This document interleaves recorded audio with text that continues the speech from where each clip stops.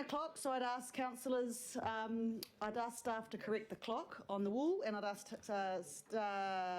according to my Vodafone New Zealand, it's 10 o'clock, everyone to take their seats, and we will begin. Morena, good morning everybody, and welcome to our first Finance and Performance meeting for the year. We have apologies on council business from Councillor Watson, who's attending another council meeting regarding the Whangaparoa area water supply. You'll be aware that, of course, we've got some water issues up his way. Councillors Cashmore, Darby and Hills for lateness on council business as well, and for IMSB member Blair for lateness. Do I have a seconder for those apologies, please? Thank you, Deputy Chair. All those in favour say aye. Aye. Against, carried. Thank you. Declarations of interest. I just remind you all of this clause. If anyone has any declarations of interest, please advise me. Right, thank you. Move on. As this is an extraordinary meeting, we have no petitions, we have no public input, so we have no local board input. Extraordinary items. Nothing has been raised, so let's move straight to item 7, which is the adoption of the consultation material, and we welcome both Kylie and Ross to address us this morning. Thank you. Kylie, you first. Okay, oh no, Ross. I'll start. Okay, so this item is about adopting the consultation materials for the annual budget. So as you recall, the items that you agreed to consult on, those were agreed just before Christmas. So since then, staff have gone away, prepared all of the documentation. It's been workshopped, feedback incorporated, and I asked Kai to kind of provide a bit more detail about that in a minute. As you recall, some of the key items included in the annual budget are some changes to waste management targeted rates to make sure that we're recovering a fair and appropriate amount of that cost from the right people that use the service.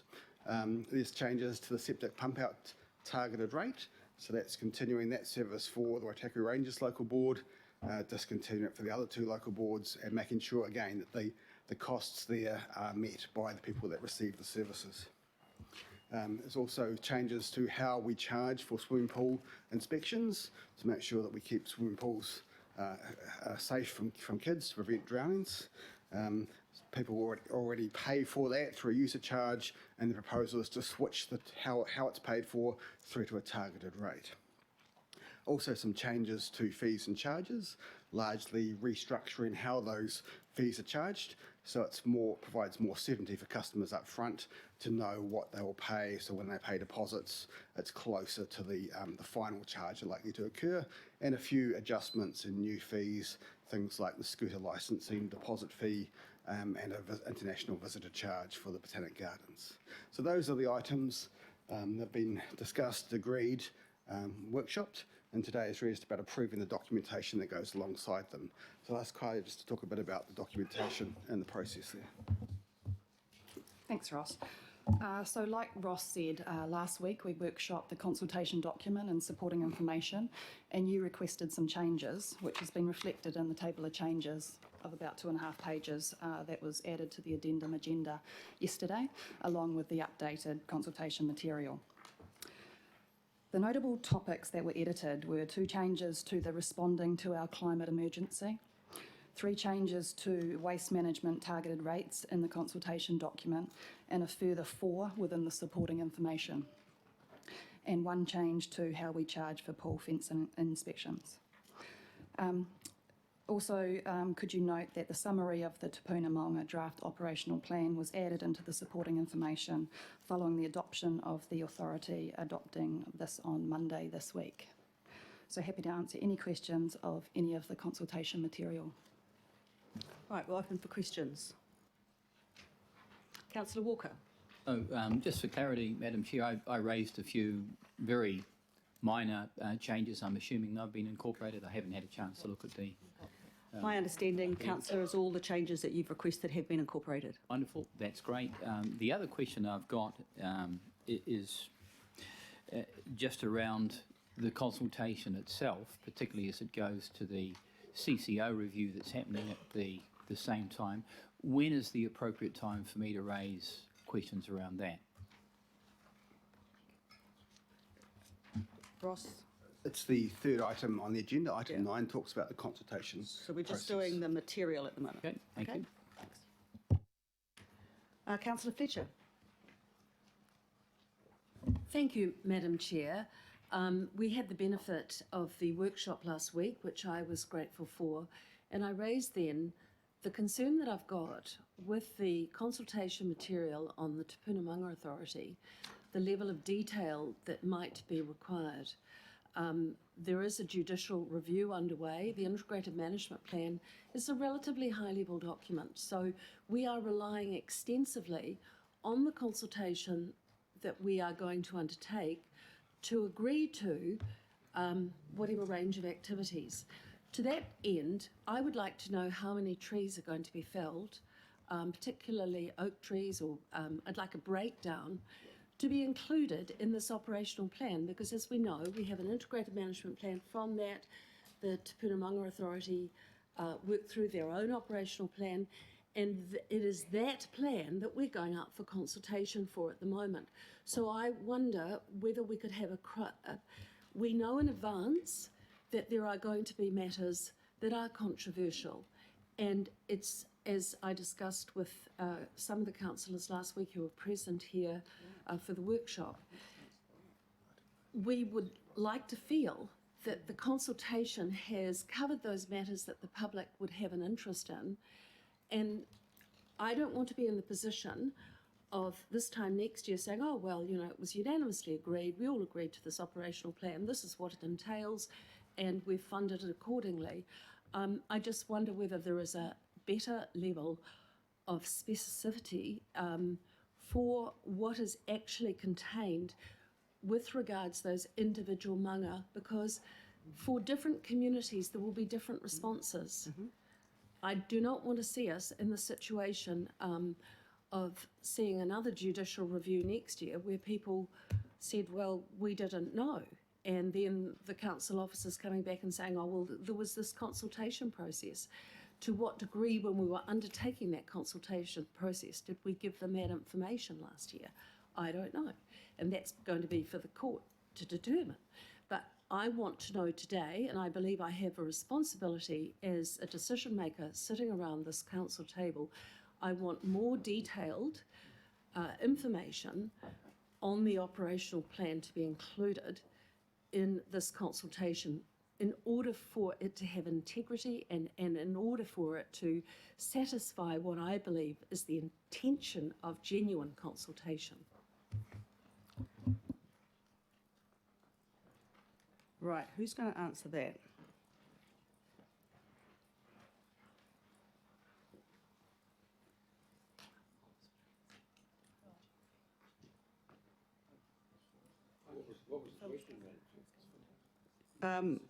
The councillor could summarise it. My understanding is the councillor is asking if the operational plan that's included in the consultation material for the Te Puna Manga Authority could have a clearer outline of what trees are being removed from what manga. So, Mr. Wilson. Through the chair, we would have to direct that back to the Manga Authority, who has already approved the operational plan, its operational plan for those consultation purposes. So may I see the detail of that operational plan? Is that available to me today? I'm expected to vote on this. I would like to have the information on this. Yes, the operational plan is available. It was circulated after, it's Tuesday morning, I think. After Yes, it was, but it doesn't include the level of detail that I'm actually asking for. Right. My understanding from staff, they're saying it's under the GB agenda. May I ask that you hold that question for the governing body, because that's the final adoption. If you remember how this goes, we do one bit here, goes to governing body, and we will do some work between now and the GB to answer your question. I would be grateful if my questions could be answered, because I don't believe they are unreasonable questions. I am a great supporter of the Te Puna Manga Authority, but I am not a supporter of misleading in any way what might be matters that could be viewed to be controversial. So, councillor, may I ask Mr. Wilson to he's listened to the question, I'm sure, and we will have an answer back for you in the next meeting. Is that all right? Thank you. I don't believe there are any other further questions. Oh, sorry, Councillor Newman. Yeah, thank you, Chair, and I'm comfortable with supporting Councillor Fletcher's request, but can I just understand in relation to key steps for the annual budget? I'm just looking at the table, para 20, the for key steps, and I've also tried to have a quick look through at item 9. What is the date for the discussion or the presentation of submissions and feedbacks from key stakeholders? It's not obvious to me where it is. Are you referring to the Have Your Say event? No. So Regional event. all regional feedback will be presented on the 29th of April.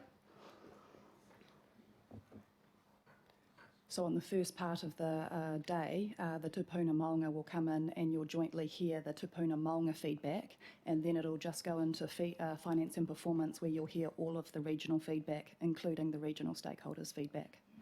How many hours does that set aside? Because that's quite a long list, and I'm not quite. I mean, how long are we giving these key stakeholders to present on these key regional questions? So the regional stakeholder event is planned for the 11th of March, and I believe there's 4 hours allocated to this. I would need to double check the date of the 29th of April, but that's a summary of all of the feedback. Chair, I don't think this needs to be resolved now, but it's important that, and look, I've got some issue with key stakeholders anyway, but that if we're having a key stakeholders event, these people are not coming in for a 5-minute presentation plus 2 questions. This needs to be, we need to be providing sufficient time for all of those parties that wish to present on the budget and the propositions contained therein, to be able to do so in a way where it's not a rushed exercise. That is the closest occasion that we will come to, apart from the feedback from the Tupuna Maunga Authority, where we will actually have a sort of pseudo hearing. So I think that we do need to ensure that there is sufficient time for all of those stakeholders. I think that's reasonable. There's about 15 minutes I think we have for everybody. 27, 4 hours, give or take. So Some will take more, some will. The date is what? The dates are what? The 11th of March. All right, Councillor?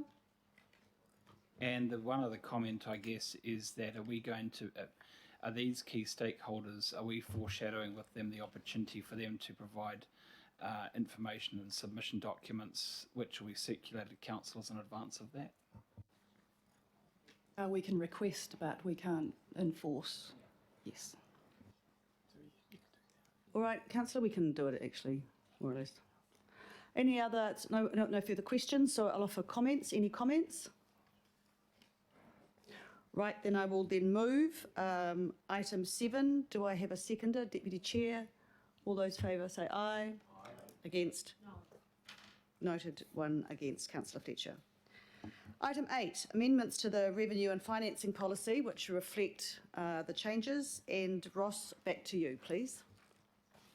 Okay, so this is really just a technical amendment to give effect to the changes that are in the consultation materials for the annual budget, specifically around the swimming pool targeted rate. It just needs to make clear that in our revenue and financing policy that rather than funding those activities, those regulatory compliance activities purely from user charges and general rates, that targeted rates is also one of the funding mechanisms. So it's really just a procedural technical amendment that's required to give effect to the change that you've already agreed to consult on. Right, thank you. Kylie, anything more from you? No? Questions? Councillor Cooper. Thank you. I wasn't sure whether to ask it here or earlier, but seeing on page 25 on the table, services to be funded by targeted rates, and you've got the Waitakere Rural Sewerage targeted rate. It says to pay for inspection and pump out services, but that's not what we're offering in the consultation document, and that's been a matter of confusion over many years, which has got us to where we are. Is it possible to take that out and just say provision of pump out services? because we're not proposing to provide inspection services. And I even asked about consulting on that, and I was told no, because we decided not to do that at our last meeting. So it just then becomes another documentation that's misleading if that's in our policy. I just want it to be really clear for the community, because otherwise Shane and I I understand get your questioned question. all the time about the inconsistency. Potentially you should have asked that last item, but Well, it's in this yeah, as well. It's I not the wasn't same. sure when to ask it. Ross? Okay. So the proposal is to just fund the pump out service, not the inspection service. There is some information and the supporting information that talks about possibility, as one of the other options is the inspection service. So I guess having that in there, having it in the RNF policy as one of the services that could be funded gives you some more flexibility. If you're concerned about being clear about what the proposal is and narrowing the scope, I think we could remove that and make it just the pump out. But then I that would appreciate remove- that, Madam remove Chair, because when I flexibility. asked to have inspection included in the options, I was told we couldn't. So we can't have it both ways. I just think for clarity's sake, that would be really good. All right, done. Thank you. No other comments? Well, I'll move item 8. Do I have a seconder? Councillor Mulholland. All those in favour say aye. Against, carried. Item 9, communication engagement approach. Welcome Kenneth and Wendy, I believe.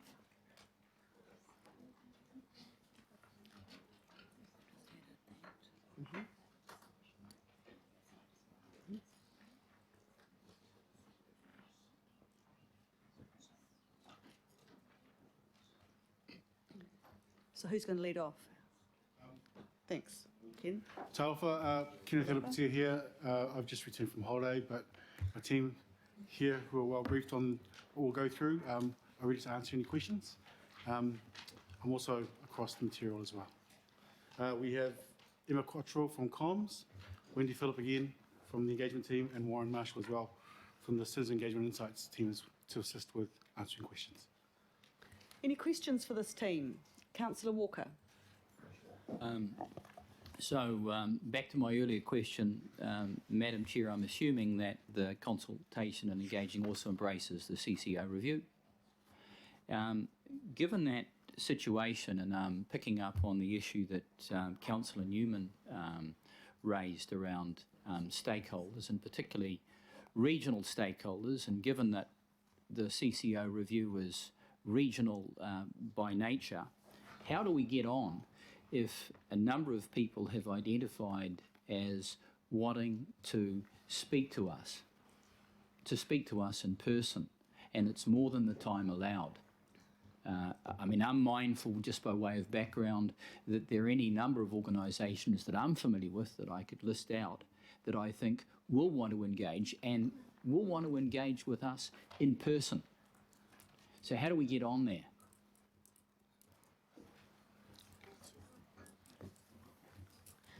I think the best person to answer that question is the CCO review team. Alistair, Claire? I'll just ask Claire to come forward.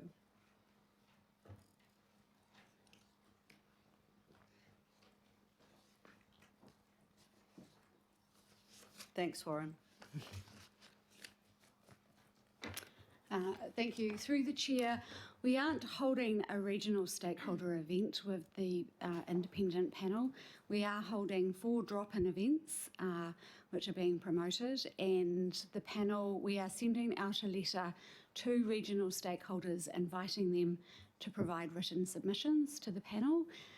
If they feel that they really want to speak with the panel are going to consider that on a case-by-case basis to ensure they've got representation.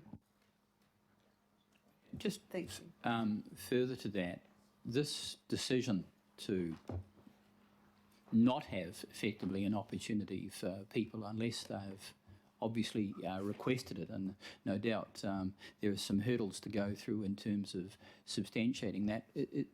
Is that a decision that we make, or is this a decision that the CCO review commission make?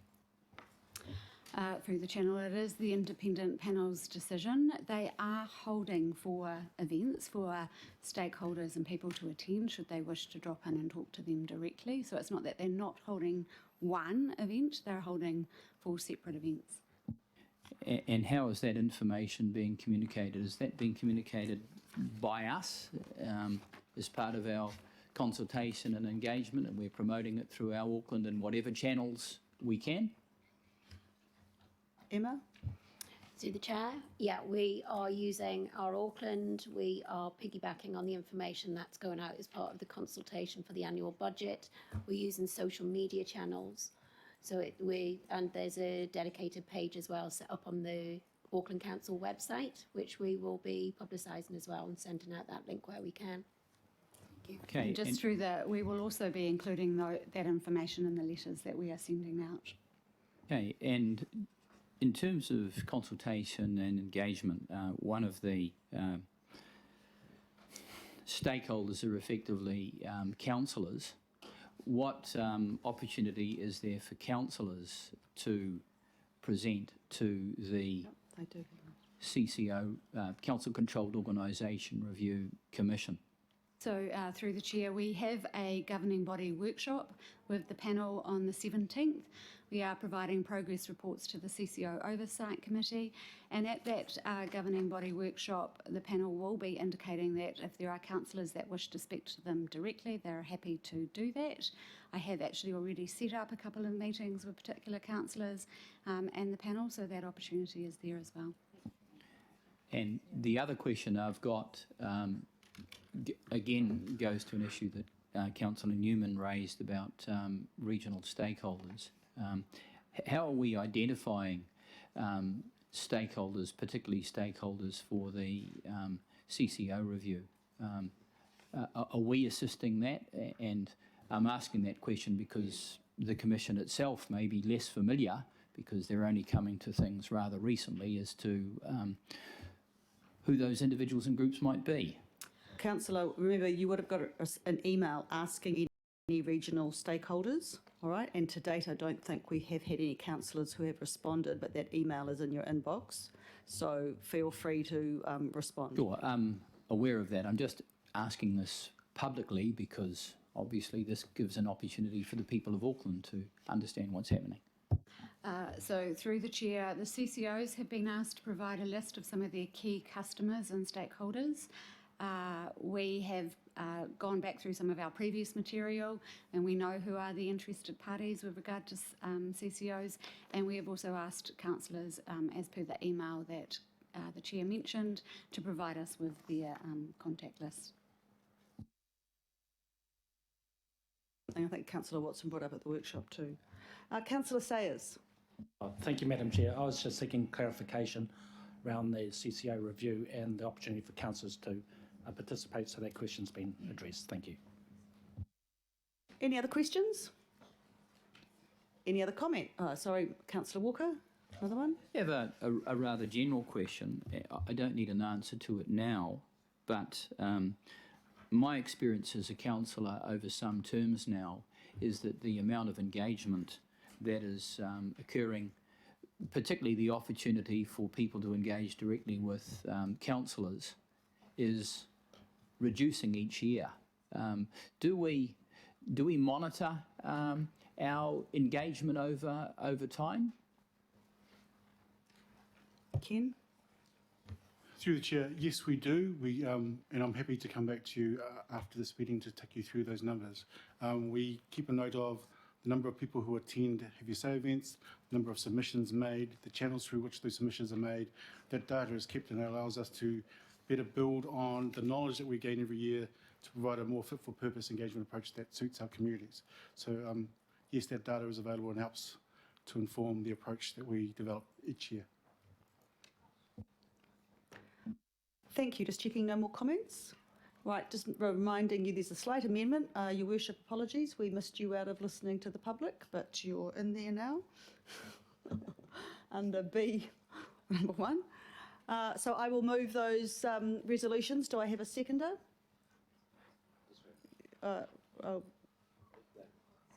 Member Taipuri. Thank you.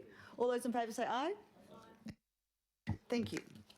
Item 10, extraordinary business. My understanding there isn't any, so it gives me great pleasure to close this meeting at 10:25.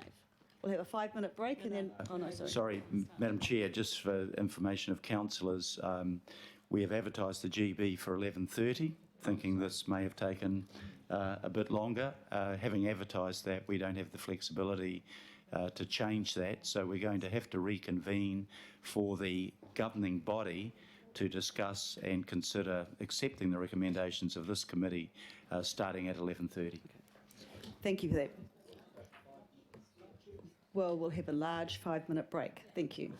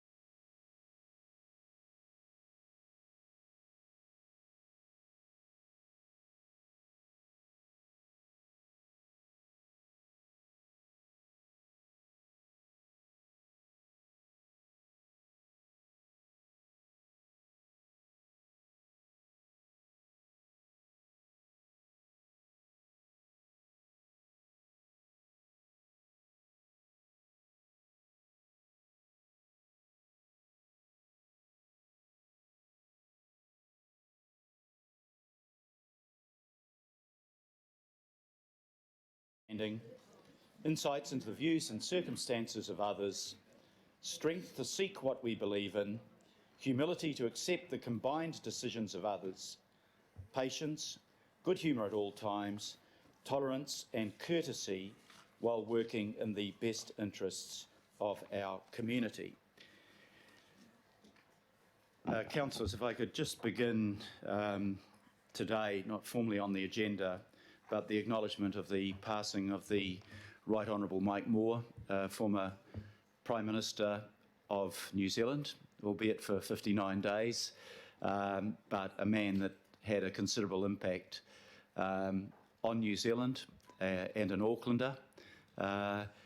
And really, I don't want to give a eulogy here. There'll be eulogies aplenty on Friday at the formal public funeral. But to acknowledge a man that will probably be the last person that adopted or took up the position of Prime Minister without a formal education, a man that was true to his working class upbringing, a man that grew up in poverty, and a man that went on to hold one of the highest international positions that a New Zealander has ever held. I think a number of us around this table knew Mike personally. Acknowledge Chris Darby, whom I worked with on Mike's campaign back in 1972. That was a long time ago. Chris had a lot more hair, and mine was a different colour, and I had a lot more hair as well. I had really long hair. But Mike was I think a very special person that particularly in my own area of interest in international trade helped reshape New Zealand and made a huge contribution. So I'd just like to move that we acknowledge his passing and that on behalf of Council that I write to his widow Yvonne Moore to thank her for his service and acknowledge the contribution that he made to our country. And perhaps I'll invite Chris Darby to second that. Thank you. So I think I can move that without discussion unless somebody felt obliged to make a comment. So Councillor Fletcher. As a former Member of Parliament for Eden, Mount Eden as it was, or Eden, the bellwether seat in those days, I would just like to, as a former national Member of Parliament, to reflect on the generosity of spirit of Mike Moore.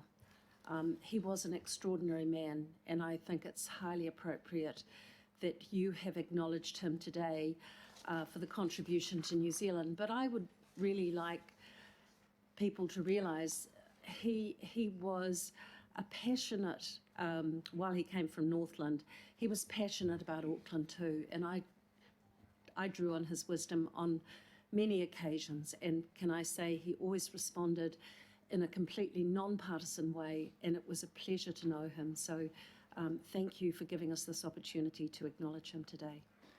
Thank you, Councillor Fletcher, and I think it's fair to say that the respect that will be shown for Mike and was shown in his lifetime came from both sides of the House, which was again a measure of the man. Okay, I'll move that resolution. All those in favour, please say aye. Aye. To the contrary, no, and carried unanimously. We come now to apologies. I have an apology from Councillor John Watson, who is on council business. Are there any other apologies? If not, I'll move that we accept those apologies, seconded by Councillor Simpson. All those in favour, please say aye.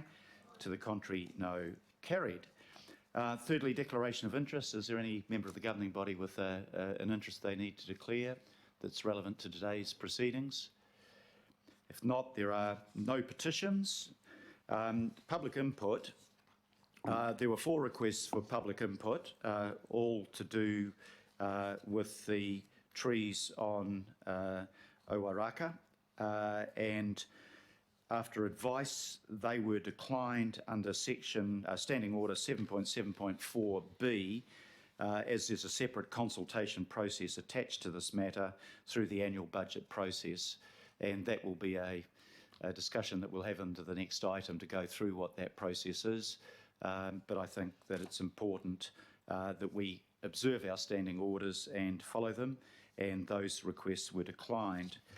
Councillor Casey. May we know who asked to speak, please? Yes, certainly. There were 4 requests. Lisa Praga, Suala Wilson, Gail Baldock and Shirley Waru. Local board input, there's been no request for any local board input. Extraordinary items, none notified to me. We come to the first substantive item, which is item number 8, the adoption of the draft Te Punamonga o Tamaki Makaurau Authority Operational Plan and Summary. And if I can welcome to the table, please, Lee Collicutt, Acting Head of Governance. Interestingly, Dominic, who would normally be here, is in quarantine, having just come back from China. And I was going to welcome David Typery back, who's also been in quarantine, but of course he was at the former meeting, not at this one. Phil Wilson and Paul Majuri, the chairperson of the Te Punamonga Authority. And Paul, can I thank you very much that you have actually made the effort to be here today on crutches, when I know that there was a misunderstanding of timing and you had a doctor's appointment. So my grateful thanks for changing that arrangement at short notice and for being here to deal with any questions. The motion on the screen been moved by Al Filipaina, seconded by Linda Cooper. What I'd like to do to begin with is, apropos the declining of the requests for public input, to ask Phil Wilson just to take us through the process that we now follow, which is today we're being called upon to agree to this paper, this plan going forward for consultation, but it's a consultation process that I think is most important. Normally this matter would go through, this is my 4th chance to watch it go through, and there's no controversy. This year there is obviously an issue that is controversial in some sections of the public, and it's important that the public knows that they have the opportunity to have proper input to express their views on the operational plan. And that involves, as I understand it, and Phil will outline in more detail, a formal process by the Moonga Authority to ask for submissions, to hold formal hearings, and having done that, to bring that feedback back to the governing body, where there'll be a joint governing body meeting. Actually, I think it'll be Finance and Performance, Councillor Simpson, jointly chaired by yourself and the chair of the Te Punamonga Authority, where we go through that feedback and we can have discussions on what that feedback says and whether that requires any change in the operational plan. But I think it's important that everybody understands that this process is there, is in place, and will be followed. So, Phil, if I can just ask you to talk to that, please. Thank you, Your Worship. So just to recap, the Te Punamonga Authority's a creature of statute. There are obligations both on the authority and on council in that relationship. There has to be an annual operational plan that's before you today in draft for consideration. I'd make the point that it's year 3 of the LTP, and the budget requirement and the detail in it's consistent with the past 2 years. There's no variation on what the budget requirement is in terms of what's provided for in the LTP. Process-wise, to take the Mayor's lead, this process runs concurrently with the annual plan. There is a specific requirement for a summary of the operational plan to be included in the annual plan consultation documents and feed into the engagement process with the public, therefore an opportunity. Alongside that, the plan is, and I might ask the Chair or Lee to talk to it in more detail, the plan is available and the authority considers submissions itself in that regard. So where we are now in the process is quite simple. This is a draft. It's for consultation purposes. The decisions around adoption of it follow in line with the timetable for the annual plan.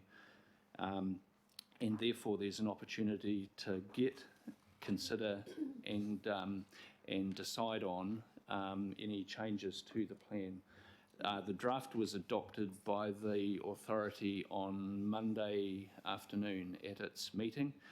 They, of course, required to be reconstituted for the new term after the election, and that's happened. And the person to my left has been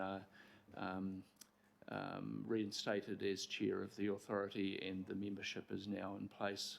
It wasn't possible, obviously, before that could happen to adopt the draft. So that's why it's adopted on Monday and with you today. Thank you very much, Phil. Paul, congratulations on your re-election as chair of the TPA, and I'll ask you to make some introductory comments too, please. I'm not sure anyone else wanted it, Your Worship. Tēnā koe te kora mātua, nei ngā mihi ki a tātou. I tēnei rā, thank you for the opportunity to address the governing body.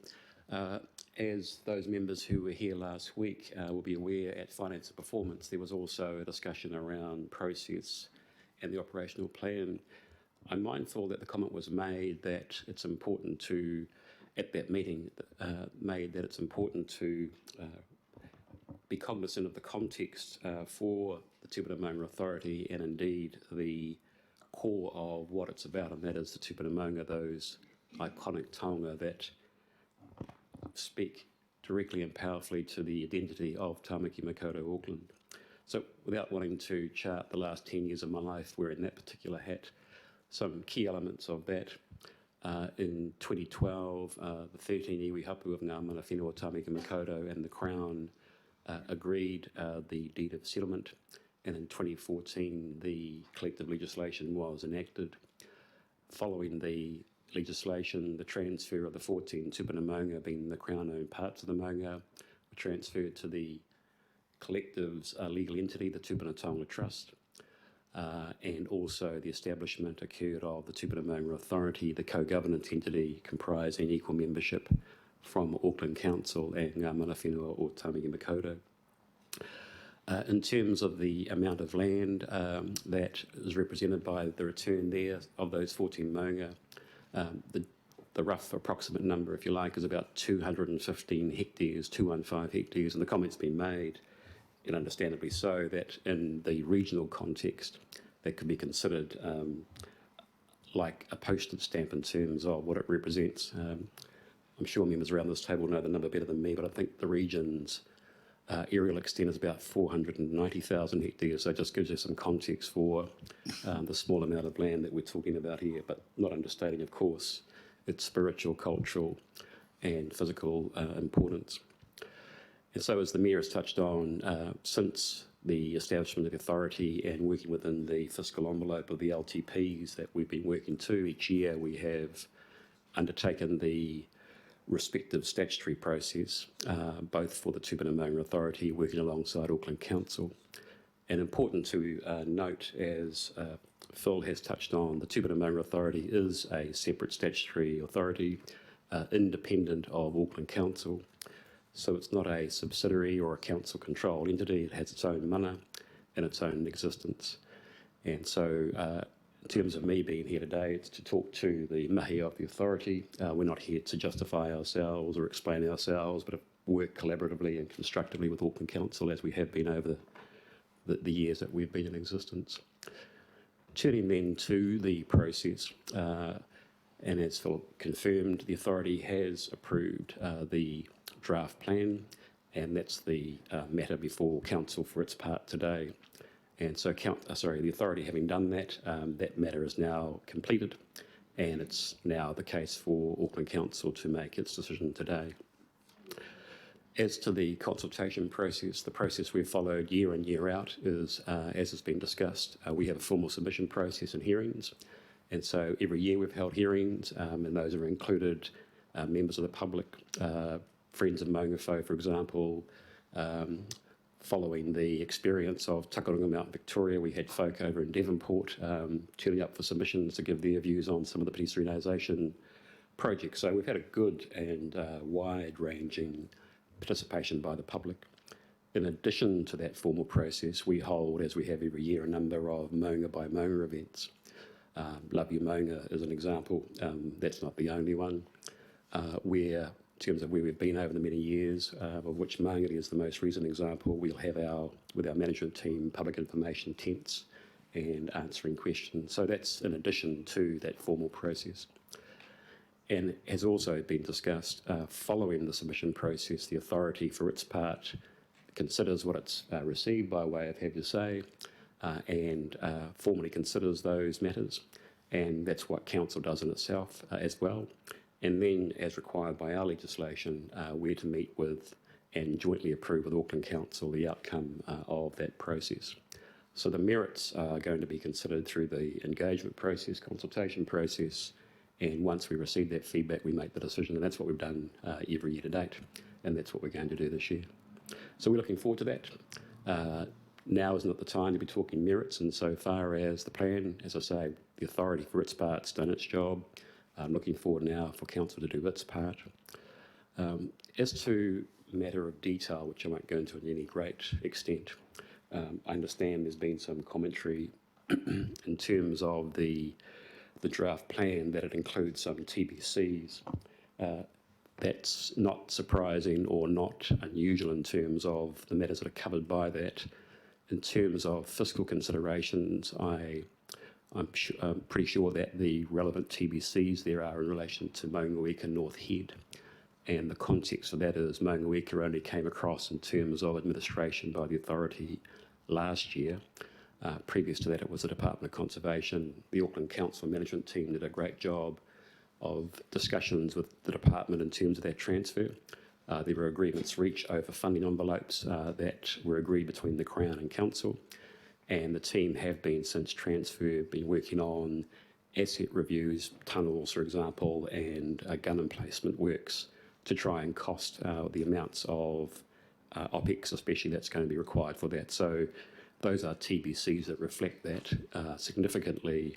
As Phil has confirmed, for this third year of the LTP, we are staying within our budget envelope, just as we have for years 1 and 2. So those are the comments, Your Worship, that I wanted to touch on, and happy to have any discussion following from that. Kia ora, Paul. Thank you very much for that. Lee, is there anything you want to add at this point? Great. Look, normally, because we've had the discussions in an earlier committee and in an earlier workshop, this would be fairly perfunctory, but because of the discussion we had at the earlier session, I do want to give the chance for people to to ask questions first of all. So I'm happy at this stage to take any questions of any of the people at the top table.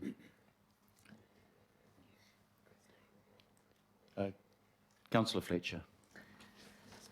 Thank you, Your Worship, and may I add my commendation to the work that has been undertaken since the establishment of the Te Puna Maunga Authority, and may I particularly give my greetings to the Chair, Paul Majori, who has been there from the commencement, along with fine people like Grant Taylor, who was a former director of the Auckland Council and oversaw the process, Justine Smith, Scott Silver. There were a number of very fine people involved with the start-up of the Te Puna Maunga Authority, and I was greatly privileged to be part of that. So the questions that I've got are really in the context of trying to understand, not in any way to undermine the mana or of the Maunga Authority, but rather the obligations that I have as an elected member, as I sit here today, to determine whether we should sign off or not on this. And as is pointed out, the provisions that were made for in the LTP are not being in any way enhanced in request today. I acknowledge that. What I have some concerns about, though, are the responsibilities that we have as individual elected members here to understand what we are voting on. So I, as a courtesy, talked to the Mayor prior to this. At the workshop last Wednesday, I raised matters in terms of how the consultation process might be undertaken, and I am very grateful for the concessions that have been made and the B that has actually been put up today that will give some assistance, I think, in giving the meaningful consultation. But I draw your attention to the concerns that I've got in trying to understand what I am signing off. And yes, there has been controversy. Yes, I signed this off last year, but I did so not understanding that the way in which the integrated management plan that had been put in place and the operational plan that translated to last year would mean the removal of olive trees that were grown from seeds from World War II on Owaraka, cherry blossoms that were planted in remembrance of the Great War. I had no concept when we were signing that plan off last year that I did in good faith of what it might entail. And what I knew was the integrated management plan would, in its own way, provide for future individual manga plans to be the opportunity to really capture and enhance the unique quality of each manga. And that is what I think has been the ongoing attempt by the Manga Authority under the leadership of Paul Majuri to do. But our role and responsibility is to actually understand what we are voting for. So in that case, I did not understand that when I voted last year, that would in any way authorise not just the removal of some wilding pines and some eucalypts, but trees that had significant heritage in terms of Auckland's more recent history. But I don't want to use Owaraka because it's the subject of a judicial review today. I would prefer to leave that matter for the courts to work its way through. But I draw your attention to page 82 on the operational plan. And the only way that as I've tried to work through what it means for other manga, when I look at the budgetary requirements that we've got for the protection of and restoration work of the Tupuna Manga, and where that's the only section that I can understand that actually relates to the removal of vegetation and reinstatement and revegetation. And then when I apply that to the individual manga, and in the case which I pointed out to the Mayor prior to this meeting, if you were to say, if you take Mangaika and North Head, there's no detail there. So do we know what we're signing off today? Do we, while it came later because of issues, as Paul Majuri has said, where it was transferred later than other manga, what authorisation do we actually give on that? And if I were to ask officers, and perhaps that is my question, could you please relate to me those provisions on page 82 for each of the individual manga? What does that actually mean in terms of vegetation removal as we go forward? What does it mean in the consultation? How do our public actually understand what is being proposed if we go through each individual manga? I think that is the sort of information I want to have before I sign off. I have been a strong advocate of all members of this governing body signing off on the LTP and on the budgets of the Manga Authority. And it really is, it's heartbreaking to actually find myself in this situation. But I want to know where there are going to be matters that we will now know are controversial, that then become the subject of judicial reviews. Where is the detail on that vegetation removal? And where is the breakdown of those individual trees, particularly where there may be sort of historical context, heritage context? I'm disinterested in what would be normal. And I come from this as somebody who's worked in the ecological field for a very long time through the Motatapu Restoration Trust, and I think the reputation of what we have been able to achieve over the last 21 years speaks for itself in terms of ecological gains. I'm not trying to be vexatious here. What I simply seek to understand is setting aside that standard vegetation which is important to have removed, where is the detail of those trees for the individual manga for me to understand? I am also Councillor, I think we've got the specificity of Right, that but question. It's that a is the 6-minute question, but it question. needs to be yeah, in the- I'm happy to put so that. that in the I'm context happy, also- I'm happy, sorry, let me get an answer to that. We've got the question. It's around the specificity of what the operational plan might involve in terms of the removal of vegetation. So, and also where that counts in terms of revegetation and fire risk right at the moment. okay, those two questions there. Phil Wilson. Your Worship, if it's okay, we'll handle this in two parts. I'd like to ask Meredith to comment more generally on what we would expect to see by way of level of detail in an operational plan and what the legislative context around that is. And then when that's happened, the Chair will comment on the question of plans around specific maunga. Thank you. Meredith. All right, so as Phil mentioned earlier, the purpose of the operational plan is to set out the framework under which Auckland Council undertakes the routine management at the direction of the Maunga Authority. So it essentially sets out the broad purpose being to set out the funding levels and the level of service agreed. So historically, we've seen those operational plans not containing that level of detail, and we wouldn't generally, under the terms of Section 60, expect that level of detail to be contained in the operational plan. And as you know, it's not specifically outlined there at present. We don't think it is a statutory requirement to contain that level of detail, although a conversation about what level of detail is appropriate is one to be had with the Maunga Authority. Thank you. Paul. Kia ora no. It's an important discussion in terms of what it is the Council is actually deciding here. And I won't be purporting to give advice to the Council, of course. That's for yourselves to take your own advice and make your own decisions.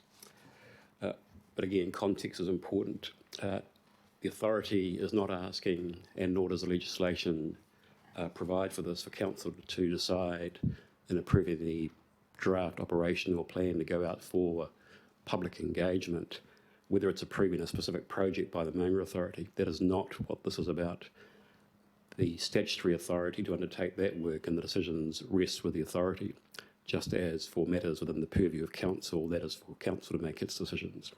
It's not, for example, the authority to make its views as a requirement of Council's decisions, what it believes should happen on Council land, if I can put it in that way. So, for example, projects by projects, whether it's involving pedestrianisation, capital projects, that is the role of the authority. What this operational plan does is to, and this is a very high level general summary, is to deal with, one, the information required by the legislation which we have provided in this plan, consistent with previous years, and also that we're consistent with our funding envelope. And so, to draw one comparison, I'm not aware that Council's annual operational plan sets out tree by tree across nearly 490,000 hectares, all the trees that are going to be removed, every rubbish bin, every council seat that's going to be there, because that's the logical corollary of what's been raised in terms of folk being aware of what the budget is. Again, what I emphasise is we have our respective statutory roles. The great success of the authority is the co-governance regime that it involves, with equal representation by council representatives and mana whenua. And that was the big part of the settlement was for mana whenua to have their face at the table making decisions alongside Auckland Council. And like Councillor Fletcher, I too, as I did last week at Finance and Performance, acknowledge the huge contribution, including by Councillor Fletcher, the previous Deputy Chair, and those former members of the authority who sit around this table, and also the current members. And that's what we continue to enjoy, is that very strong, constructive and collaborative working relationship. Thank you very much. Further questions? Councillor Walker. I think for me the issue around particularly the trees is that what I see is something that's much more than just occasional maintenance. It's the removal of significant amount of stock of trees that have established over many years and will be very difficult to replace, and they're very visible, and some of them arguably are quite special to certainly people in the vicinity and others. And I guess my concern is that as far as council is concerned, it's our operational budget that's funding that, and we may have some limitations, but it would be useful to have more visibility over what is occurring. I doubt whether within the next 100 years or 200 years there'll be the same level of removal of vegetation that's established over an equal period of time. So I think I'm just espousing a concern that many Aucklanders have certainly put. Paul Majuri. Yes, Councillor is quite right in the sense of the detail of the restoration program, and I'll probably get the numbers slightly askew, but I think the order of magnitude will be relevant. So over the next several years, around 75,000 new native species will be planted. Several thousand have already been planted. By comparison to, and I won't have the exact number, maybe around 1,500 to 2,000 exotic trees, and that's not every exotic tree on every maunga. And so the point is, this is part of the vision of the Tupuna Maunga Authority, clearly signalled in the Integrated Management Plan and in the strategies. Those are the subject of public submission. The submissions made it clear that the public were quite aware of what was proposed in terms of the overall vegetation restoration program.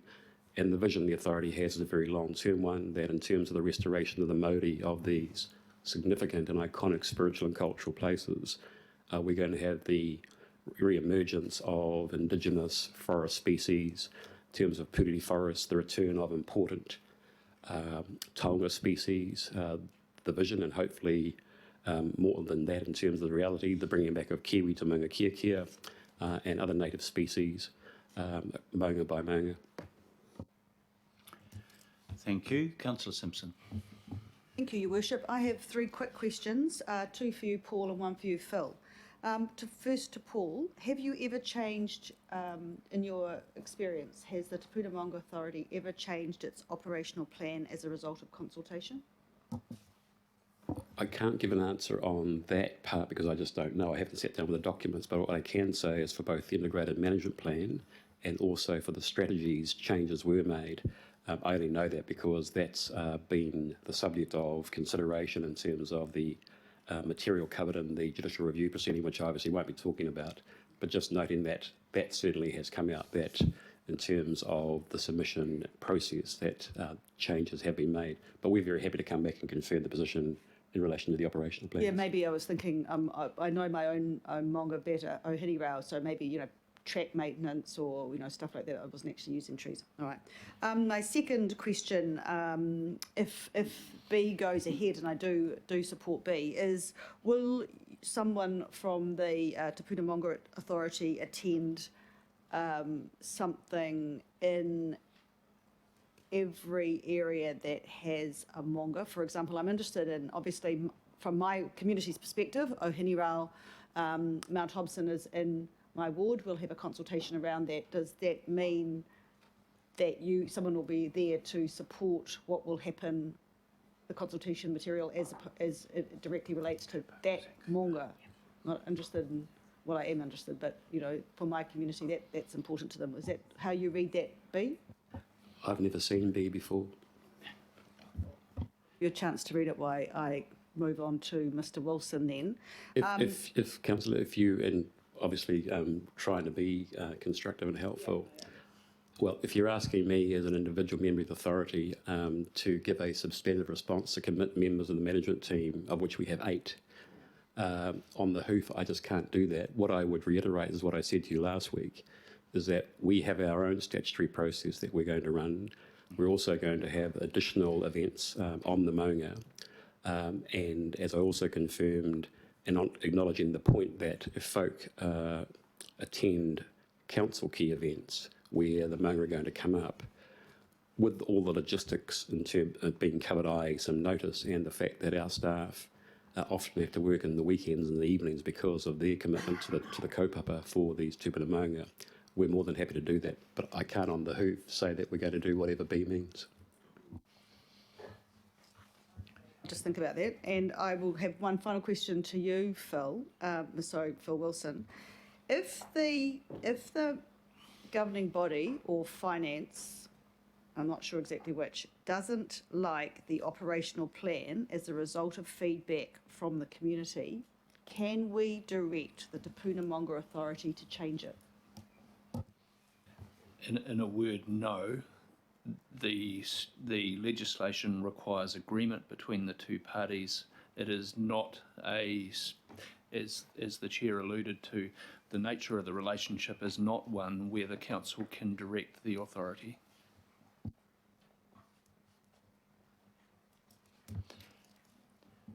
Okay, I suppose the obvious, probably hasn't arisen yet, but the obvious supplementary to that, how do you deal with a situation where there is an absence of agreement between the two parties, hypothetically, should that arise? All I could suggest is a process of further dialogue, remembering that the authority has agreed a draft and would need to formally reconsider that draft, and timeframes are such that that would need to happen very quickly because of the requirement to incorporate a summary in Council's draft annual plan. And I think you're all well aware of how time constrained that process is to get through in order that decisions are made before the end of the financial year, in order that budgets are then available downstream. So the answer, Your Worship, is dialogue and quickly. Yeah, I think the answer is that we don't put the cart before the horse. First of all, we request submissions. We absorb those submissions. We hopefully have a collaborative. I think, Paul, you used the word collaborative. This is not a case of us directing you. You're an independent authority. But we have obligations, I guess, under the legislation as well to meet the interests of the wider public, while acknowledging the ownership and the rights of mana whenua in this regard, as the legislation has given. But the short answer to my own question is we talk about it, we look at what the public has to say. Nobody wants to ignore what the public has to say, and we see if there's grounds for us reaching a common position that satisfies every need. We're just going through that process in another place at the moment, which I won't bring into the discussion. Councillor Collins, next comment. Thank you, Mr. Mayor. Kia ora, Matua Paul, and good to see you this morning. So I just wanted to get a few things clarified in my mind, so forgive me if my questions are, sound a little bit naive. Matua, can you just reconfirm, for your strategic approach, you have already undertaken an open public engagement process for the Maunga Authority?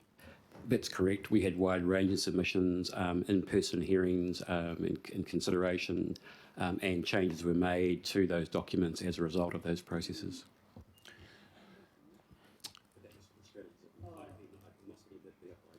Yeah. So I don't want to stretch it, because I know that we've mentioned the word being collaborative today, and I don't want to create unnecessary angst if and then some might already exist outside.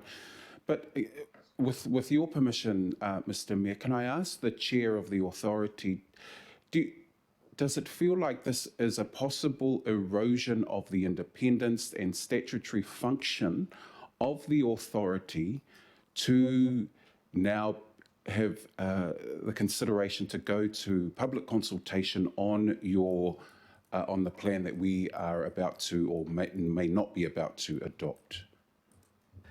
I think there's two parts to that fair question. The first is the legislation is clear that we have to follow a process of engagement, and that's what we've done year in, year out.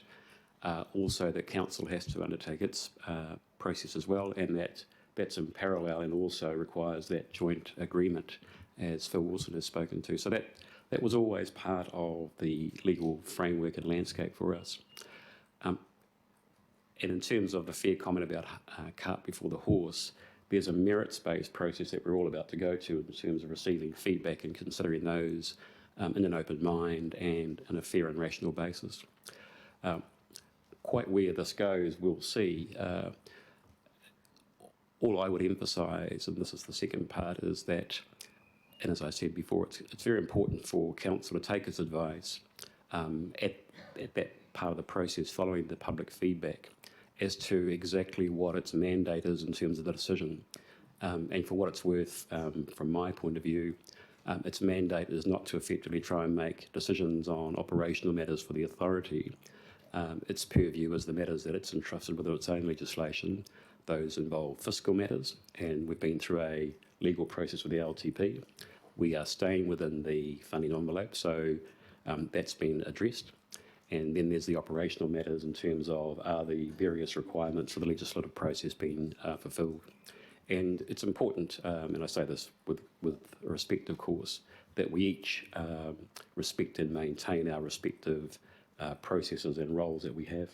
And that's been the great success that we've seen to date, and I'm sure that we'll continue to see it in the future. Just one final question, Mr. Mayor. Probably a bit nitpicky of me, but I'm just wondering, with the wording of Part B, and I just finished texting Councillor Filipino. I was going to ask him a question, but that might be pushing it a bit too much.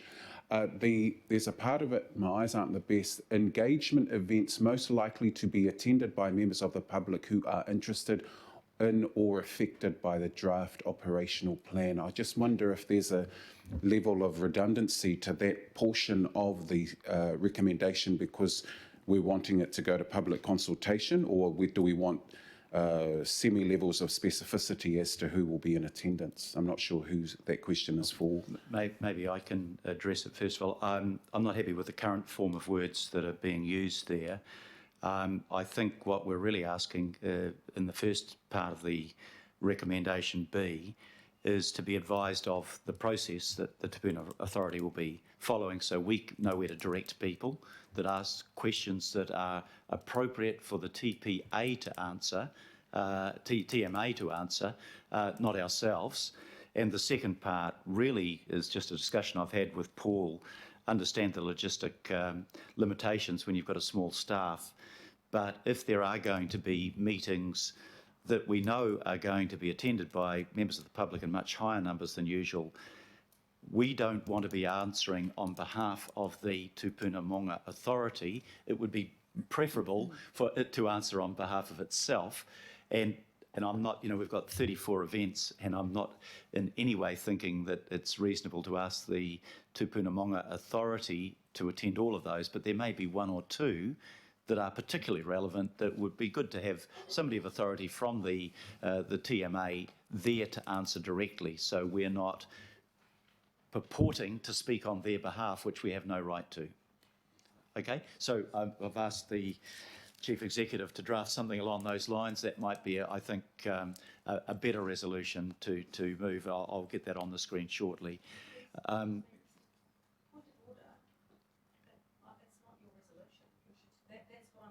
Yeah.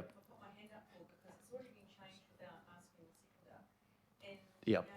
No, I'm putting something up that will need to have the mover and the seconder concur with as per standing orders. Yeah. That's the normal procedure, or alternatively, if the mover and the seconder didn't want to move or second it, it could be moved as an amendment. But it just seems to me, Councillor, that as we've got it worded there, this resolution was drafted before there'd been a clear explanation that there will be a full separate consultation process by the Tupuna Maunga Authority. Okay, and can I just invite the councillor to take her call? She's next in line.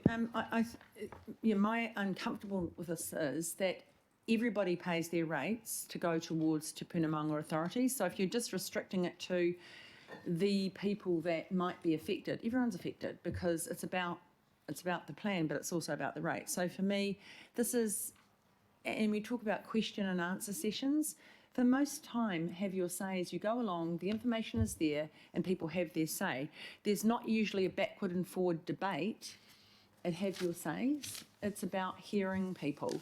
And we know that because a lot of the local boards put them into their meetings and they're basically here, tell us what you think. So I'm I'm very uncomfortable with when you say request, and then I think you put the Maunga Authority in a difficult position if they say they don't want to do this, because I actually think they don't have the resources, and any community could say, well, I'm interested, and then no, you didn't send anybody. I think you're putting them in an invidious position. They have a process already. The early one was have a couple of extra ones, fine, but this is how long is a piece of string. And I think the words do have to be changed. I don't see why having 2 extra was fine. I mean, to satisfy some people, but and it needs to be a request because as it says, we cannot direct the Maunga Authority.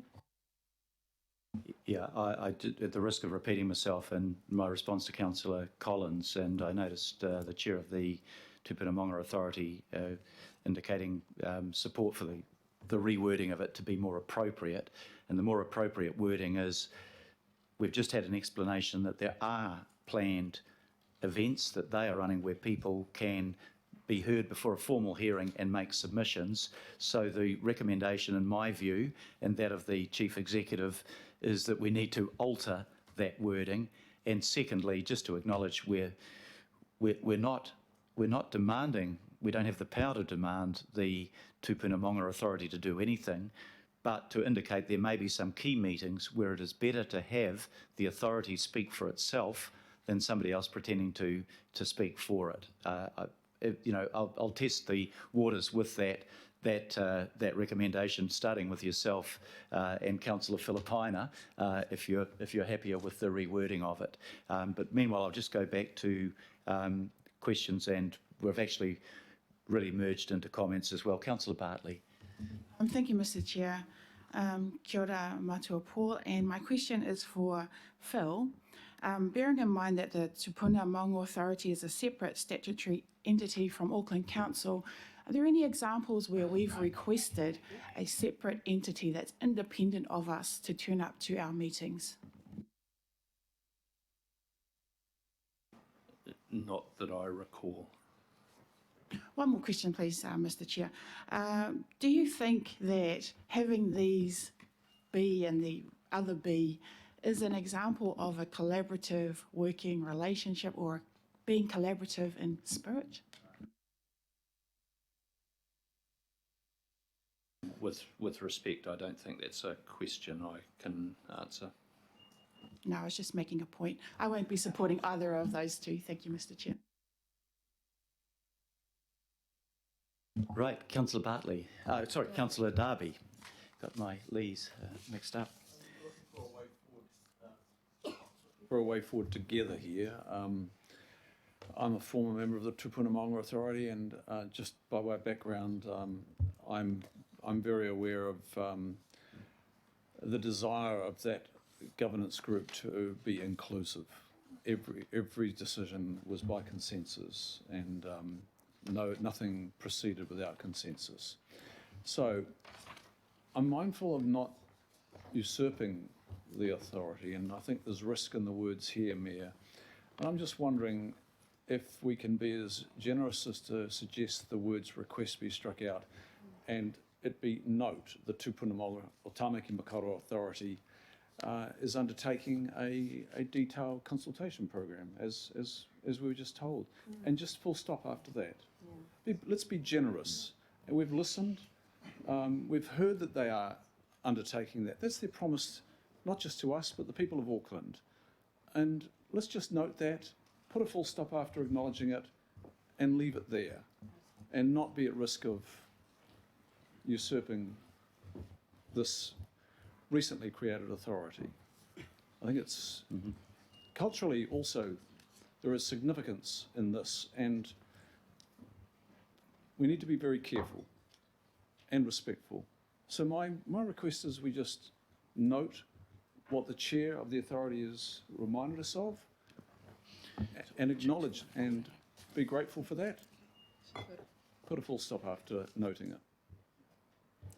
Yeah, I'm comfortable with that, councillor. I think that's a good suggestion. I just want to check with the chair and the mover and the seconder that you're comfortable with that latest version. I'm certainly comfortable with it. Okay, well, so we'll put that one. We'll leave that one in place. And Councillor Filipaina, you're the last person I've got on my speaking list. Yeah, Chair, I just got questions and reserve the right to speak. Question to the Chair of Tupuna Maunga Authority. Can you tell me when was the Integrated Management Plan adopted? 2016. 2016? 2016. Okay, and who was the Deputy Chair at that time? Oh, was Councillor Fletcher? Oh, congratulations for adopting it. Other question, when you came through to the workshop, I know that the consultation was going to happen in regards to the Tupuna Maunga Authority having its separate consultation. That was relayed to the workshop.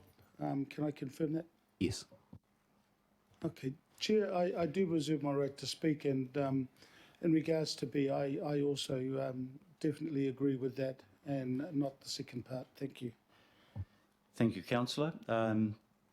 Councillor Fletcher. Thank you. I just want, if it's possible, for an answer. I know my question was very lengthy, but there were two other parts to it that are unanswered for me. Our only opportunity in shaping the operational plan is today. It's my obligation to feel comfortable with it today before I sign off on it.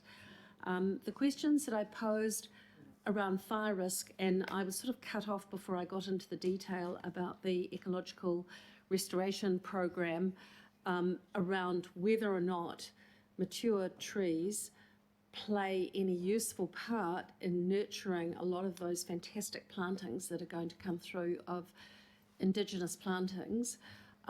I want to know whether or not that is something that might be, the chair could respond on. And in the spirit of collaboration, because we don't have the opportunity of meeting on a regular basis, and the chair quite correctly points out it would be ridiculous to try and cite every single tree in the Auckland region. But what we do try and do in the Auckland region is to classify those trees that have significance.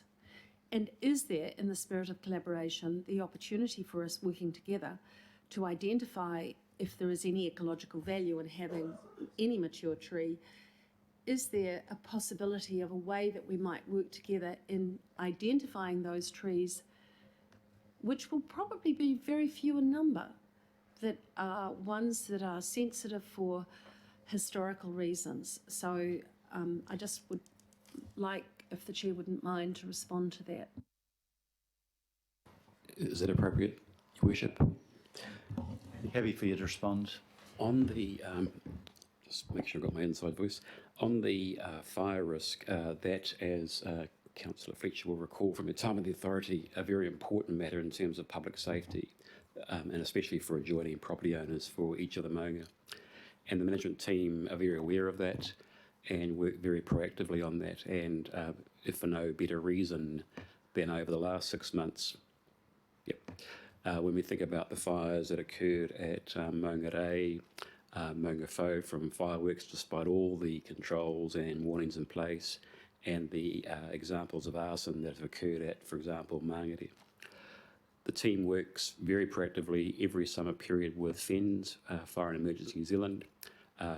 They meet, the management team provide their plans in terms of the mown areas, the levels of grass height, the location of the fire breaks, etc. And touch wood, the experience to date has been that there has been no accidental fire on the Maunga that has been the result of a lack of that those activities as approved by FENS being undertaken. So, sorry for the double negative. The program's been very successful to date in terms of addressing that fire risk. And if members are minded to, if you go to the open workshop, the open meeting of the authority from Monday just gone, there is a paper expressly on that gives the details of the fire safety program for the summer. There's also a paper there on the management of the risk of coronavirus, if you're so minded. On the matter of mature trees, I'm obviously not the expert.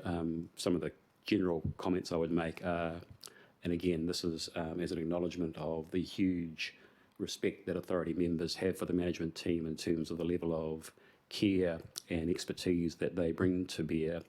So each of the Maunga restoration programs, both plantings and removals, are always based on external independent advice. And so matters such as nesting birds, protections, canopy cover required for emerging species are always a subject of expert advice.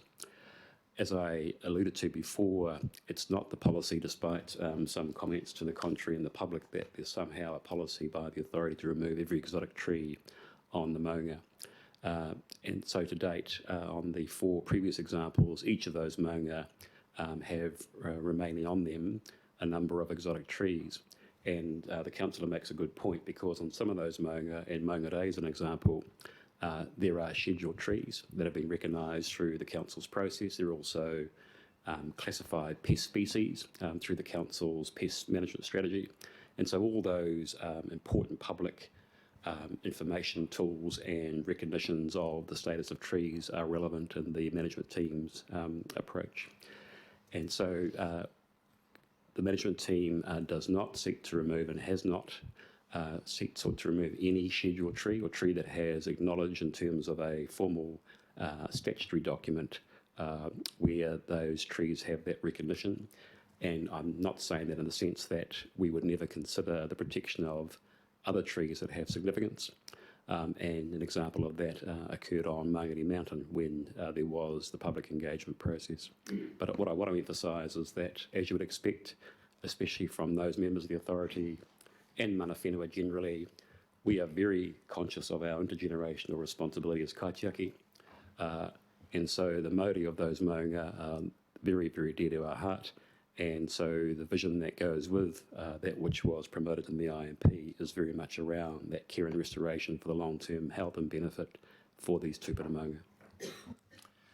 Thank you very much for that comprehensive answer. Now, I detected with the further amendment of B that we're probably close to having general, if not full, consensus around the motion, but we've finished questions. If members would like to make comments, I'm not going to preclude that from happening. Councillor Sayers, was yours a question or a... Was a comment or a question? A question. Well, shall I take your question first, and then we'll return to Councillor Filipaina? Thank you, Your Honour. I've been promoted again. Sorry, Your Worship. I've done that before. My judicial independence obviously shining. Doesn't mean I spend a lot of time in the courts. I'm very glad to hear that, Councillor. I'd worry if you did. So, look, I was just very pleased with that last answer about the scheduled trees, etc., being protected in the operational plan. My question to the Chair would be, would his organisation know about all these ceremonial and memorial plantings, or would he hope that that gets flushed out as part of the consultation process? That's question one, and I have a second question, if he's able to answer that. Thank you. Yeah, so on the first one, or the one that you've asked so far, as is clear, if trees do have existing schedules and in the documents, then we become aware of them. And we're quite aware that there might be information that isn't in the public record, and reference has been made to some of that. So to use that as an example with regard to the details, Some matters have been raised. To date, there's been no detailed information provided. That's not to say that it can't be provided or won't be provided. But again, we work on the best information that's available. I think there's public responsibility there to inform you. And second question, Your Honour, is, Your Worship, is... He's not wearing a wig.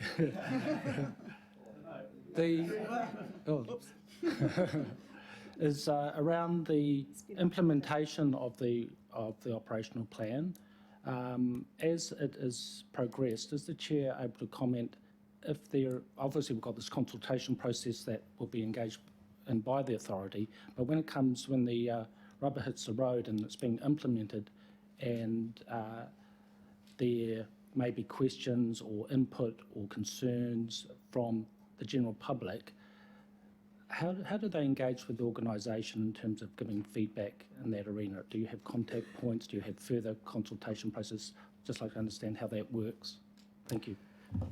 So speaking in the generic, because projects are going to differ, again, we have our statutory requirements in terms of the processes, and if I think of some of the projects, again, our fundamental policy settings are in our IMP and strategies. There's another layer to come in terms of the individual maunga plans.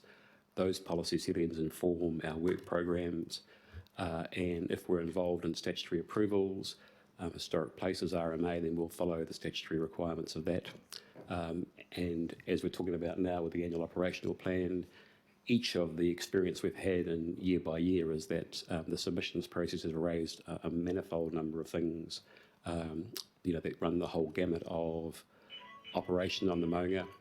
And that includes, for example, matters of public safety around pest removals in terms of some of the shooting programs that we have. So there's a very wide gamut, and we take on board the feedback that we get. We also have public presentations, just as Council does at our meetings. Thank you very much. Further question, Councillor? I appreciate the answer and understand it.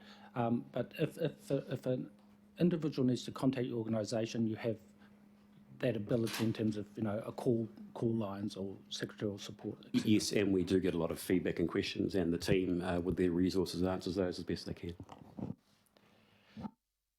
Thank you very much. We come now for comments. So, Councillor Filipaina, you've foreshadowed a desire to speak to it, but if we are in general agreement, we probably don't need to have 20 speeches, but let's see how we go. Councillor Filipaina. Thank you, Your Honour.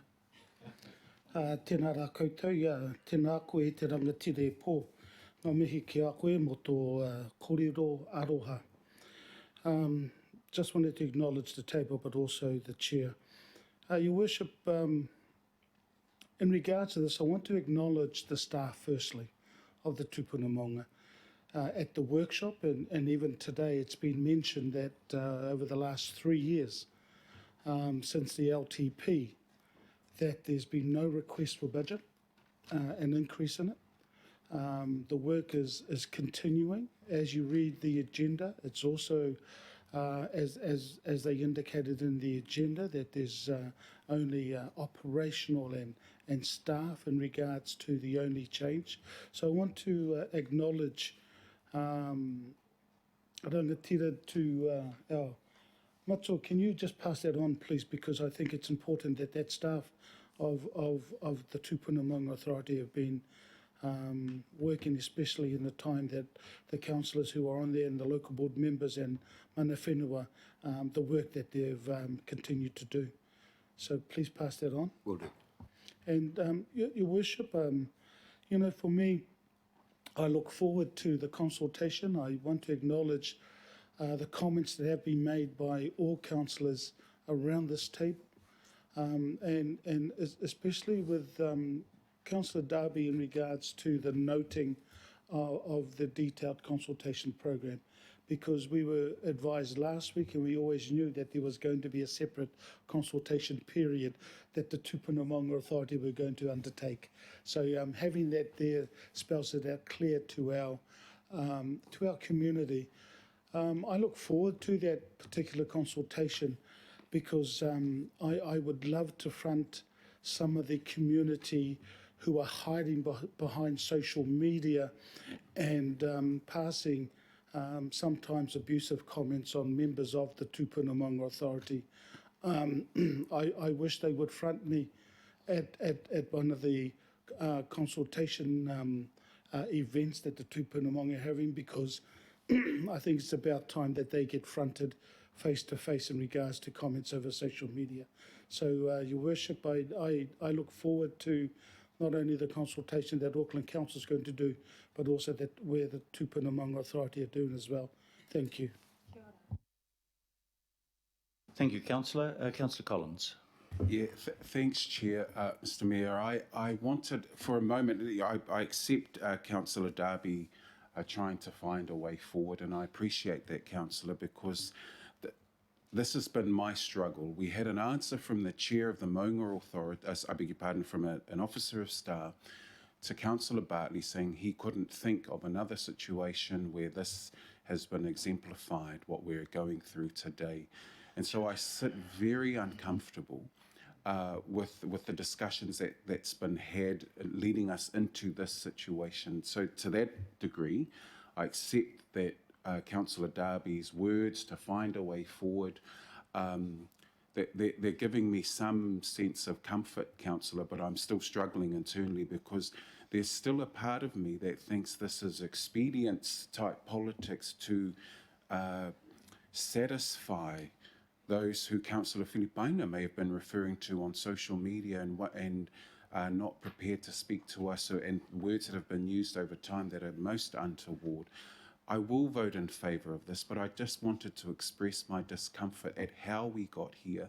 And if we're going to dialogue, then let's have a bit more of it in a way where more of us can understand how we landed on this position. So well done, Mayor, because I know you've been trying to get us to this situation where we can land on something relatively comfortably.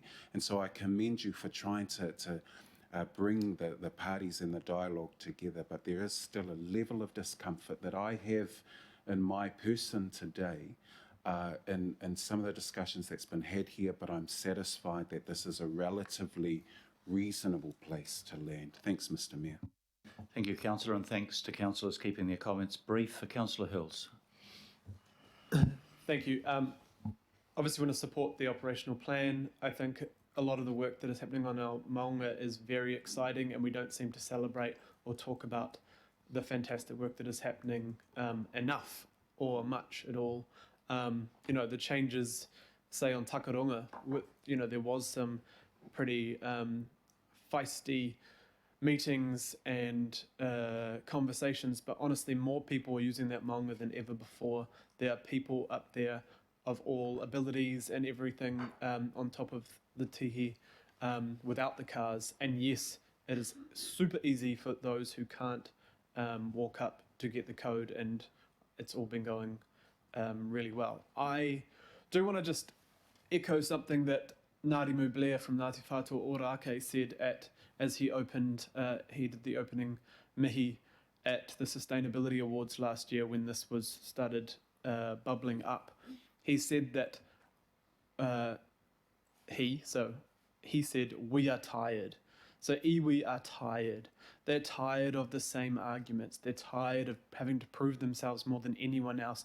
They're tired of fighting over the tiny scraps that we as a country, as a city, have been able to give back to the rightful owners of the whenua, of the maunga in our area.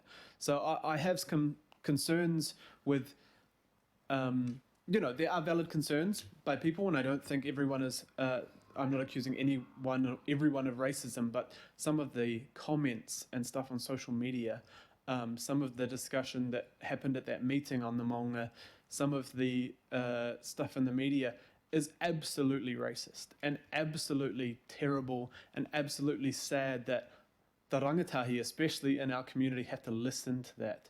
The leaders in our community have to listen to that. The people in our community of all ethnicity, not just Māori, have to listen to that type of behaviour. And we kind of just let it keep sliding by. Yes, it's about trees. Yes, there's importance. But actually, it has been an excuse again for racism, for extreme racism. And if you haven't seen it, you don't have to search far on social media to find people in our community talking about other people in our community, the mana whenua of our community, in such horrendous ways. So when I hear comments around this table around, well, it's our money, basically a little bit threatening around maybe we shouldn't allocate the budget because we don't like the operational plan, when we actually don't have the legal right to be opposing that. That's really concerning. You know, imagine if we did that to a local board. No, we don't like your plan, so this governing body is going to withhold your budget. Like, that would be outrageous. But because it's a Te Puna Maunga Authority, that kind of comment just kind of flies under the radar. And that's super concerning for me. So this is better, what's said under B. You can say Councillor Newman, but that's fine. I'm speaking from what I'm thinking, and I have some real concerns about what's been discussed. I'm glad we're at this place, but we just need to be careful of throwing out comments around it's our budget, maybe we shouldn't be accepting it when we don't have legal right, and the tiny little bit that Māori and mana whenua in our community have the right over making decisions. You know, we don't have to agree with it all the time, but I do worry about how we let ourselves get away with those kind of conversations. So. Thank you, Councillor. Councillor Simpson.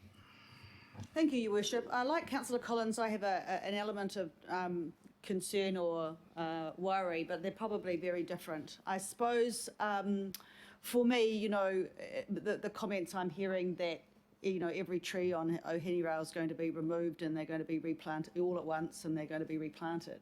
So I struggled a bit with adopting a draft plan that maybe gave people concern around that. But I think having listened to the discussion, I'm in a better place. We will have consultation, and I really appreciate what Councillor Filipaina said, that there will be people to talk about that. You know, there's scheduled trees. We all know there's probably not enough scheduled trees, to be honest. There are a whole lot of things that have happened since, you know, that people know about their own communities that aren't noted in a schedule. So I feel happier that there will be a consultation process. I also feel happier that there'll be, that I now know, and I should have known probably, that there's an opportunity for public forum at every Te Puna Maunga Authority meeting, and that the draft operational plan may not be the final operational plan as with regards to the annual work program for every Maunga.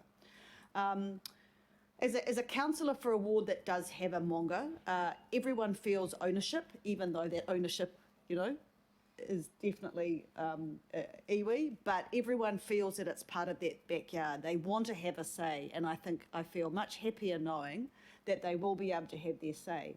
And I don't, you know, I've never been on the Maunga Authority, and I don't feel I have authority to answer the questions for an organisation that I'm not part of. So I really appreciate the fact that there will be an opportunity for everyone to say, and I think what happens after that consultation will be a very interesting discussion, but I'm happy where it's landed. Thank you. Thank you very much, Councillor. Councillor Newman. Yeah, look, I too congratulate the Maunga Authority on its work. I wasn't going to take a call, but I was drawn into the debate. I don't recall any attempt to rewrite the operational plan, and I certainly don't disrespect the roles and responsibilities of parties. As somebody who has listened through the years to the debates about changes to the Resource Management Act, I have never been somebody who has ever had a concern about the removal of blanket tree protections. But actually, the Maunga Authority is just simply operating in the context of its statutory role and function, and it has acted strictly in accordance with what it's permitted to do. I think some of the questions have been fair. I would definitely like to see the replacement of mature exotics with healthy natives, and certainly to see the Maunga looking healthy and resilient and robust as soon as possible, and I have every confidence that that will happen. I respect the right of any colleague to change his or her mind on any issue if that colleague feels that new information persuades them to draw a conclusion which is different from a previous conclusion. My reflection, I suppose, if there was a concern that Councillor Hills had, actually, is that I think it's time that some people stop delving into social media. And if there are concerns on social media, then it would do you head in to continue to dwell on that and just stay off Facebook. Stop reading what the trolls have to say, because the trolls will have their opinion, they're entitled to it. But there is a duty of care here that we have as elected members to be partners, and that is what I think people are trying to do. So I want to express my support for the resolutions, Your Worship, including B, and I look forward to the Te Puna Maunga Authority undertaking its detailed consultation, and I look forward to the outcome. Thank you. Councillor Henderson. Thank you very much, Mr. Mayor. And I wasn't actually planning on speaking as part of this either, but I feel compelled to, because I just want to toe-talk all the words of Councillor Hills next to me that I thought had it spot on, and I thought that was fantastic, and I just wanted to add to that. And also toe-talk with Councillor Filipaina and thanking your staff for all the great work that's been done all across Auckland for a number of years now. I think it is a shame that we're talking about controversies and some of the negative elements that may be out there when we should be talking about celebrating the good that's being done, that our city is being improved upon all the time. Those are the conversations that I'd like to have around this table rather than this one that we've had just now. The other thing I'd like to point out is that, I wasn't planning on speaking because I find this fairly procedural in line with us as a partnership, and in line with Te Puna Maunga and directing their operational plan in accordance with their legislative duties and rights, actually. To point out to my colleagues here that trees are getting cut down all over the city since blanket protections have been taken away, and it's not subject to a replanting program. It's not subject to a beautification program, which is what I'm seeing through this operational plan. And so a bit more anger about some of the more brazen acts that are happening in other parts of the city, I think, would be more productive and more of a conversation for us. So I just wanted to end with another note of thanks for all you do, and I look forward to the feedback. So thank you. Kia ora.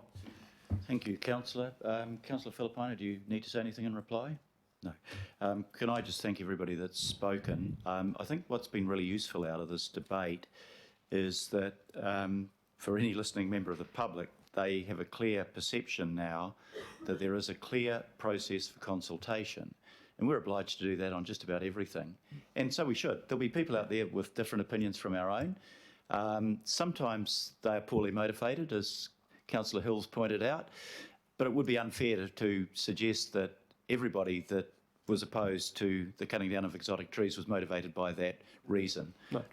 There are people that are opposed to the cutting down of some very ancient, and I would suggest the word ugly, pine trees at Western Springs, Councillor Coombe, that you wouldn't expect there to be opposition to, but there is, and people naturally don't like to see trees cut down. I think Paul Majuri has put it in context with some trees are being removed, but 75,000 trees are being planted. And I don't think there's any disagreement around that aspect of it. But I think it's beholden to us to go out and listen to people, particularly those that are genuinely motivated, that have a different opinion, and try to take that on board and try to find a way through where you can maximise the level of agreement and support that we get from the community. And actually what we've done today and the resolution that we've finally arrived at is probably achieved that around this table, at least ways I hope so. Sorry, Paul, you were? Can I just say very quickly, and conscious of time, I welcome the kind, I will interpret as an invitation, but welcome the constructive thought that in the future for members of the team to attend, whether it's a governing body meeting or the relevant committee meetings, to actually talk about and celebrate the progress and give members an example of the work that's been done and referred to and acknowledged. And if I can put in a party ad for those members who like their time in the Maunga at Maunga Fau, which we see as an example of some of these work streams coming together, remembering we've only been around for just over 5 years, and some very strong expectations from both Mana Whenua and the people of Auckland in terms of bringing these spaces to be what they should be. So in Maunga Whau, a number of these activities are coming together, and we celebrated just before Christmas and more recently the opening of Tupu Kōrero o Maunga Whau, the first information centre on the Tupuna Maunga, and also a Mana Whenua operated cafe, faux cafe, with wonderful offerings of foods celebrated by Mana Whenua. But as I say, very happy to come and attend and talk to the things that we're doing. Thank you, Paul, and ironically, I saw that on Facebook, Councillor Newman. So it's not all trolls. So look, I just want to make this final point to acknowledge the mana of the Tupuna Maunga Authority, to acknowledge that the Act passed ownership to the 13 iwi, and those who have ownership have rights to make decisions, to acknowledge that a huge amount of progress has been made on the Maunga, and to ask some of those who are sharply critical of the TMA to consider that the damage done to the Maunga around the city over the last 150 years has been considerable, but it wasn't done by Mana Whenua. It was done by those who had authority and decided they could destroy the Maunga, put reservoirs on it, etc. So I look forward to some real progress being made, but just reiterate the point, there are people with genuine views of concern when they see any tree cut down, and rather than reject them as individuals, to try to understand where they're coming from and to find the common ground that may be possible to find so that everybody can get behind the program for the future, and I think we can do that. Right, the resolution is as printed, A and B. All those in favour, please say aye. Aye. To the contrary, no. No. Okay, carried with one exception. Thank you. Right, we come now to item, thank you very much, and can I just reiterate my thanks to Paul Majuri for giving up his medical appointment. The reason for that is fairly obvious, Paul, and thank you for being here today and the contribution, and to our other officers as well. Item number 9, I think with the remaining items we can probably get through these reasonably quickly because they've been discussed both in workshop and agreed to in finance and performance. So the item number 9 is the adoption of the consultation material, annual budget 2020-2021. Maybe if I can ask Kylie and Thompson and Ross Tucker to come forward. It's been, I think I've gathered the mood of the meeting already. It was moved by Linda Cooper, I think, seconded by Wayne Walker. Are there any questions? Are there any comments? If not, I'll put the resolution. All those in favour, please say aye. Aye. To the contrary, no. Carried. Thank you, Kylie and Ross. Ross, you can stay there, and Aaron and Andrew, if they're here, might join you at the table. Don't be premature, Councillor. Amendments to the revenue and financing policy. Again, are there... it's been moved by Councillor Walker, seconded by Councillor Collins. Are there any questions? There is a question. Councillor Cooper. Just checking that in our Finance and Performance Committee, the undertaking to take out the inspection fee for the targeted rate for Waitakere pump out is going to be changed in those minor editorial changes. Yes. That was confirmed, I think, by Ross earlier, and you're well just to confirm that. You were absolutely right, Councillor. Okay, any comment? If not, I'll put the resolution. All those in favour, please say aye.